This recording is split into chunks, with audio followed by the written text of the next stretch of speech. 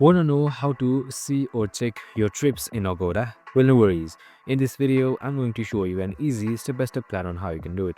It's super simple and under a minute, so let's get straight to it. Now, first things first, simply open up your agoda.com website. So just simply open up the web browser and type in agoda.com. So once you have run that, you should be provided with this interface or this window right here. So on the top right side, you should be seeing your profile. Just simply select it and then head towards your profile right here.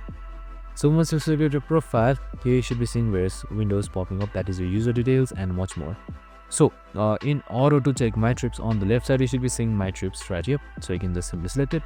Now once you have selected my trips, your trip histories should open up, which you can also sort by checking date, lists and much more. So you can also see upcoming, completed and cancelled, and you can choose accordingly. And that's it, super simple and easy. I hope this video helped.